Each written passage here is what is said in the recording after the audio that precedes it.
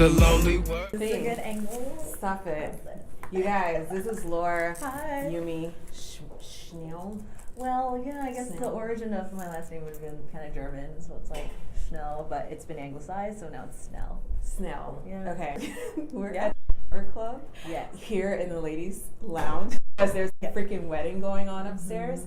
And I approached a couple of my former classmates talking about I want to film a video about basically our experience through grad school, because when I was looking for schools seriously or thinking about grad school, I was like, I don't know if I should go because I'm a little bit older than probably We're the same age, but we're the older same, we're than the most same, but most of our the classmates. And I most people was- who decide to go to grad school for acting, they're usually right out of undergrad, or maybe 2 to 3 years out of undergrad. Yeah. I was 10 years out of undergrad. So Yeah, same. She's not only just a classically trained. We can now say we're classically. Can we now say we're classically trained actors? Totally. But she's also a classic. Yeah. But just tell them a little bit about your background, where you came from. If you can remember, how you thought about auditioning for grad school, and and then also we're gonna talk about audition pieces. And comment below if you have other questions. Yeah. So I was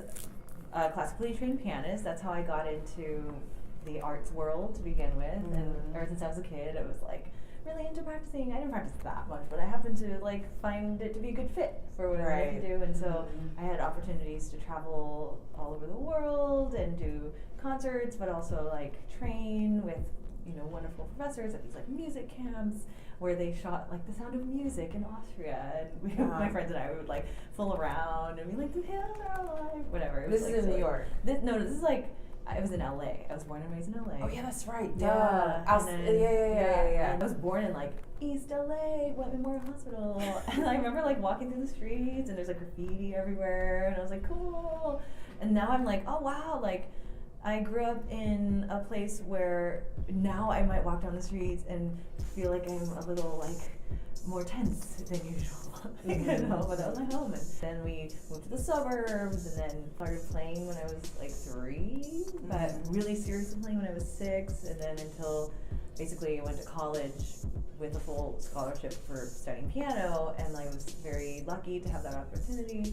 But while I was studying piano, I was realizing I didn't live, breathe, eat it the way a lot of my other pianist friends were, doing this. Was your sister doing this? Yeah, she was doing it too. Yeah, but she never liked to practice as much as I like to practice. Right. So she was naturally very talented, and her fingers are The classmates, we know her sister. Yeah, she's super fun. She's Hi, Cindy. amazing. Hi, Yeah. Cindy. And I ended up going to school for that, and I always had a parallel veterinary. I wanted to be a veterinarian too, so Yes, that's I right. had Oh this my God. parallel degree in animal science. I realized early on that I didn't like working at the vet clinic because I was so stressed and sad about all the animals coming in and they're all sick. I wanted to be by happy animals, and ironically, I was working as a piano, a music director at some local theater companies. I was making way more money doing that. And I was maybe I'm meant to do this instead. And then my junior year of college, I went to New York because I found out I wanted to see Wicked, and the original cast member Idina Menzel was leaving, and I was oh my gosh, I get to see her before she leaves. So I called every day, Broadway.com, and well, no, they didn't have a website, it was just Broadway. And I was I do tickets for Wicked. And one day they were yep, we had 3 cancellations. I'm I'm taking them all. And then I found people to go with me. And Cindy, my sister, was there too. And that was my first time in New York. I never thought I would want to move there or anything, but I set foot there. What age? What age I was 19 or 20. Okay. And then this was my junior year in college, and I was whoa, this whole experience, this city is so alive, and it feels right. It just never thought I was gonna live here ever, And then I saw the show and was bawling the whole time. I was this is amazing. I'm gonna defy gravity and move to New York. So I did. Basically my junior, senior years, I focused on saving up money so I could move to New York. And I graduated, spent a year just saving, and then I moved here with myself, 2 suitcases, and my 2 cats. What part did you live in first? So my best friend was living on the Upper West Side. So I got to stay with her for 2 weeks until I found my own apartment. And I had friends in Brooklyn who were watching my cats while I found the perfect home. And I ended up moving to 142nd and Broadway, and that's been my home since. You live right yeah, on the 1 train. God, It's Jesus. awesome. That place is just You're like in It was the really heartbeat nice to get. of the city. It has everything I ever needed, and I love running along Riverbank State Park. It has like the water right by the side, and like nice little trails, and parks and dog parks. So yeah, I've had that apartment ever since. I guess that's what brings me to grad school, because I was, so my ex was living a block away, and he and I ran a piano studio together. He's also a pianist, and Oh yeah, she owns her own studio. and I had like my grand piano shipped from my childhood home to this New York apartment. And Did you really? Yeah, it was a very expensive move. I went to grad school. Part of the reason was because I was only doing piano, and even though I was making more money than I'd ever made before and had a steady job, I felt creatively stuck, because what I really wanted to do was act. And I didn't give myself the opportunity or the time to do that. And you're also a dancer too, right? I do like dancing. Yeah. I worked at Steps Dance Studio. I did like work study. That was one of my first things I did, was sign up for work study. And I also worked at my manager's office. And she's a wonderful talent manager named Lori Smith. Hi, Lori. And she has wonderful clients, and I got to see all the behind the scenes stuff about how the business works. And slowly but surely I like learned about that. And then so working in a casting office is also good. Yeah, casting offices, if you are like young and have the flexibility and the schedule to do this, I would highly recommend interning at a casting office or an agent's office or a manager's office. You'll learn so much. DM on IG, or like maybe tweet DM people. I do that all the time. That's how I I'm contacting people who have graduated from like MFA schools, and I'm like, I find them on Instagram or Facebook. I DM them. I'm like, my name's Chris. Like, this is what I'm doing. And now, like with this video, hopefully, and how I'm gonna edit, like I can have something to prove to show what I'm doing. World, there's so much information out there, but not necessarily the information that you need specifically to access. But yeah, that's an important piece of advice. Reach out to mentors. Don't be afraid. The worst that can happen is they say no, and then you're exactly the same in the same place that you started. There's no blacklist that they're going to put you on. Message them respectfully and say, here is who I am. I just graduated. I'm thinking of doing this. May I take you out to coffee to ask specific questions like this? You want to talk about your finding your audition pieces and like which schools you applied for, and like. Sure. Yeah. If you want to admit like who like I don't know. I'll admit. We can talk I don't about care. everything. Yeah. So because I was going into this kind of late in the game, right, and I already had this business, so I had a lot to sacrifice. I had this steady job that wasn't bringing me that much happiness, and in a relationship I wasn't 100% happy with, and to me, the logical way to like extricate myself in this situation was to geographically go somewhere different, or to go into a graduate program where I'm like forced to focus on the thing that I really wanted to do, which is acting.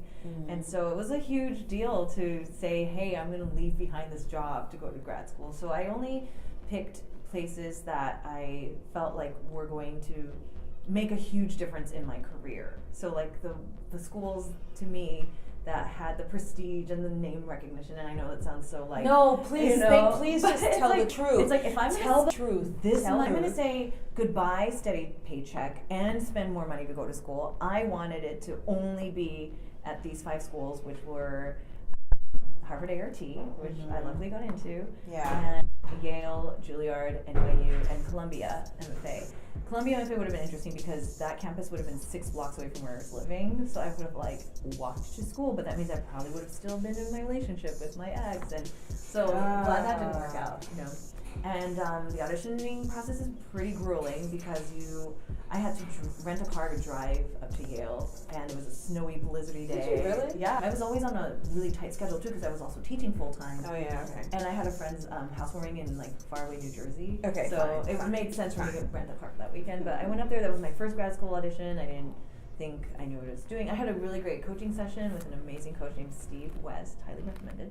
I went there and did a great audition, no callback, and that was my first one. I was like, okay, but it's Yale, I understand. Whew, okay, 1 down, 4 to go. The next one was Juilliard, and then NYU on the same weekend.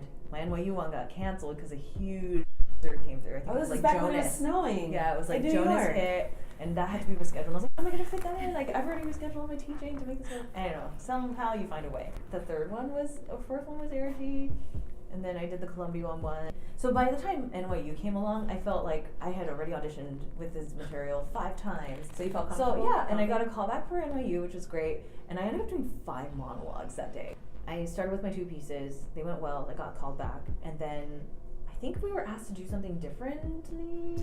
Yeah. And so, or like they wanted 1 piece and then they made adjustments and then they wanted something else. And then for the next round, they were like, we want to see something like this. And so I pulled out something, and my go-to piece that is like my favorite, and it's a Margaret Cho stand-up routine. So you can totally pull monologues that are not standard play published play monologues, but I just like looked at Margaret Cho's stand-up routine, and I found this really funny one about her talking about like her, you know, how daddy might be gay. And I did that, and then this monologue I've done so many times, and it's always landed, and it's been great, and it's me. I went up on my lines. That's never happened to me. I was like, what's the next line? But how did you handle it? So then I made something up, and I was like, la la la la la la la. And I was like, oh no, there goes the punchline. I just surpassed it. Oh well, this is really weird. Yeah. I like nailed that one. I might have gone to the next round, but it doesn't matter because I am so grateful to have gone to Harvard. Yeah. With you. I know. And the fact that it was a 2-year program saved me money, and also timing is so important about everything, right? Like if I were at Juilliard, that would have been a 4-year program. Oh, my Juilliard audition was amazing. Was it really? That was a really great audition. That was one of those things where I knew that I did my best work that I possibly could do. And so I had like one of those like, oh, we're interested in you. Hold on outside. We'll let you know if we want to see you again kind of things. And they came back and worked with me and then sent me off. I didn't make it to like the official list of like callbacks for the day, but I felt like I did what I can, and I felt really good about it. And so that's all I could ask, right? Okay. Do you remember your pieces? I think I did. I always started with Shakespeare, I think, and it was from A Midsummer Night's Dream. Okay. And I think I paired it with Margaret Cho monologues, but sometimes I did something from a piece by Haruki Murakami. He writes about really wonderful classical pianist characters. So I like pulled something from a book, from like a dialogue.